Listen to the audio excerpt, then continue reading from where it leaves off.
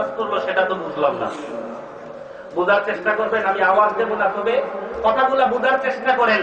আল্লাহর সৃষ্টি হলো দুই ধরনের। কয় ধরনের? একটা হলো আহরাজি আর একটা হলো গায়র আহরাজি। উলামায়ে কেরাম যারা আছেন, আশা রাখি আমার কথাগুলা ওরা ভালো বুঝবে। একটা হলো বস্তুগত আর একটা হলো অবস্তুগত। অবস্তুগত যেটা, বস্তুগত কোনো কিছু সৃষ্টির আগে আমার আল্লাহ তাআলা সৃষ্টি করলেন, সেটা হলো আপনার আমার নবী মুহাম্মদুর রাসূলুল্লাহ সাল্লাল্লাহু আলাইহি ওয়াসাল্লামের নূর মুবারক। জুড়ে বলুন সুবহানাল্লাহ। দলিল হলো হযরতে জাবেরের প্রশ্নের উত্তরে রাসূল বলেছেন, আউয়ালু মা খালাকাল্লাহু বি নূর। এই সৃষ্টির পরে, আচ্ছা বলেন তো, নূর যেটা আলো, বাংলা হলো কি? আলো। আলো কি ধরা যায় হাতের ভিতরে? কথা বলেন। সেইটাকে ধরা যায় না, ছোঁয়া যায় না, পকেট বন্দি করা যায় না, সেটা হলো অবস্তুগত। আর যেটাকে ধরা যায়, ছোঁয়া যায়, ময়নাকা মুসাফা করা যায়, সেটা হলো কি? আরাজি, বস্তুগত। যখন আল্লাহ কোনো কিছু সৃষ্টি করে নাই, তখন গায়ের আরাজি অবস্তুগত একটা জিনিস সৃষ্টি করেছে, সেটা হলো আপনার আমার নবীর নূর মুবারক। জুড়ে বলুন সুবহানাল্লাহ। আল্লাহ তাআলা অবস্তুগত আমার নবীর নূর বানানোর পর যত কিছু বানিয়েছে, আল্লাহ দুইটা হরফের এক শব্দ কাফ এবং নুন একত্রিত করলে হয় কুন। ইন্নামা ইযা আরাদা শাইআন আইয়াকুলা লাহু কুন ফায়াকুন। আল্লাহ কোনো কিছু বানাইতে যাইয়া বলছে কুন হও, ফায়াকুন, হয়ে গেছে। আল্লামা জালালউদ্দিন সুয়ুতী রাহমাতুল্লাহ আলাইহি প্রায় 550 উপরে কিতাব লিখেছেন। কিতাব লেখার ধারাবাহিকতায় নীল নদের মধ্যখানে একটা দ্বীপ আছে, ওই দ্বীপে বসে তিনি কোরআন শরীফের সংক্ষিপ্ত একটা তাফসীর লিখেছেন। তাফসীরের নাম হলো তাফসীরে আসবাবে নুজুল। ওই তাফসীরের কিতাবের মধ্যে জালালউদ্দিন সুয়ুতী রাহমাতুল্লাহ আলাইহি বলেন, খালাকাল্লাহু আযজা কুল্লাল আশিয়ায়ে ফি লাফযিল কাউল কুন ফায়াকুন। সুবহানাল্লাহ বলেন। ইল্লা আরবাআতা আশিয়া, চারটা জিনিস ব্যতীত আল্লাহ সব কিছু বানাইছে কুন হও, ফায়াকুন, হয়ে গেছে। কিন্তু চারটা জিনিসকে কোন শব্দ দিয়ে আমার আল্লাহ বানায় নাই? কোন চারটা জিনিস? ভালো করে মনে রাখবেন, না হলে প্যাচ লাগাবেন।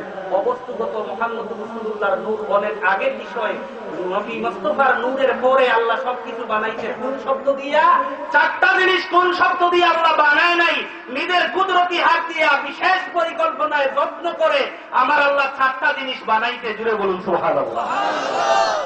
এই চারটা জিনিসের মধ্যে চারটা জিনিসকে বানাইয়া আমার আল্লাহ চারটা জিনিসকে হাসি, কান্না, বেদনা, কথা বলার শক্তি দিয়েছে। চারটা জিনিসকে আমার আল্লাহ চারটা প্রশ্ন করেছে। আমার আল্লাহ যেই চারটা প্রশ্ন করেছে, আল্লাহর কুদরতি কদমের সামনে ওই চারটা জিনিস আল্লাহর দেয়া চারটা প্রশ্নের জবাব দিয়ে দিয়েছে। এর মধ্যে প্রথম আল্লাহ বানাইছেন কলম। কি বানাইছেন? কলম।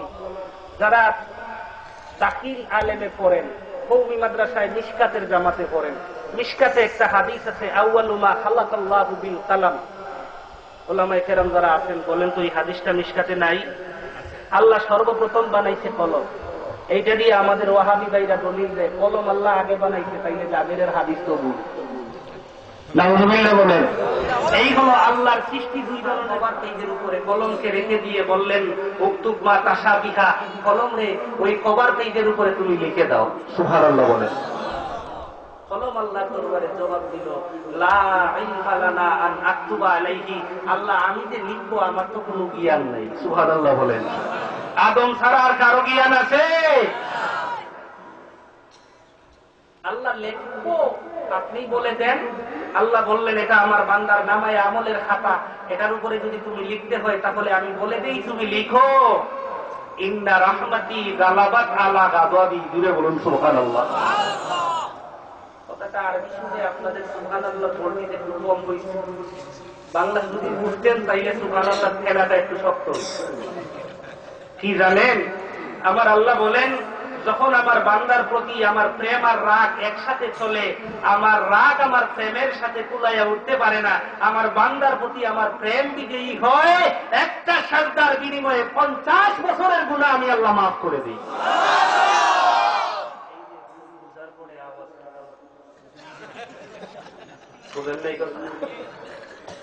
আমাদের সমাজে একজন মানুষ 40-50 বছর পর্যন্ত নামাজ পড়ে না, আছে না নাই? কানাইকাতে কম, কারণ এটা শাকসুল্লার এরিয়া, ওইটা সাইডা সিলেটে যাইয়া দেখেন, ঢাকায় গিয়া দেখেন, এদিক দিয়া মসজিদের মুয়াজ্জিন আযান দেয়, এই দিক দিয়া চাচা সিগারেট ধরায়, আছে না নাই? একজন মানুষ 40-50 বছর পর্যন্ত নামাজ নাই, হঠাৎ করে আয়নার সামনে দাঁড়িয়ে, শুক্রবার তারা দাঁড়িয়ে না দেখেন না, শুক্রবার বেশি চাষে আছে না, আছে না? আয়না তারা দাড়ি তো সাদা হয়ে গেছে, মহিলা যাব মনে হয়।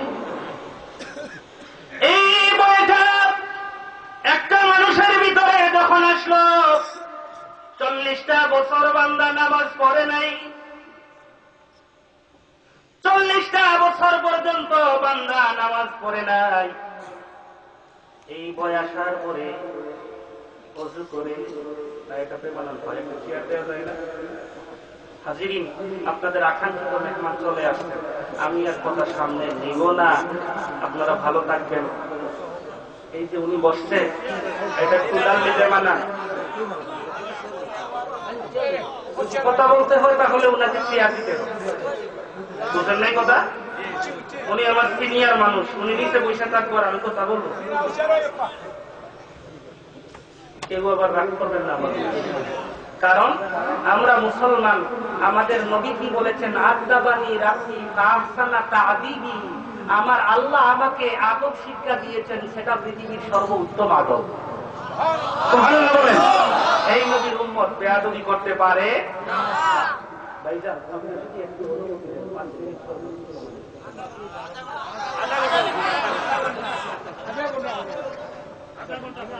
একজন মানুষ 40টা বছর পর্যন্ত নামাজ পড়ে না, রোজা রাখে না, রমজানুল মুবারকে লাল পর্দার ভিতরে ঢুকে ডাইলের বড়া খায়, আছে না নাই? আমি একবার রমজান মাস দুপুরের সময় খুব বেশি জ্বর আসছে, গাড়ির থেকে আমার মহল্লায় এক হোটেলের সামনে গাড়ি থেকে নামছি, মাথা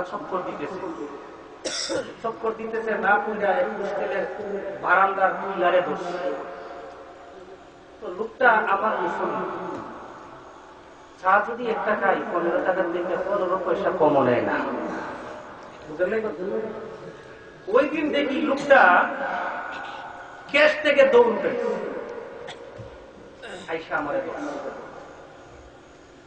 আমি চিন্তা করি এত আদর করে দেয়, চায়ের দাম 1 টাকা কোনদিন কম নেয় না, কিন্তু এত আদর দেখায়, রমজানুল মুবারকে এত মহব্বত করে খেয়া।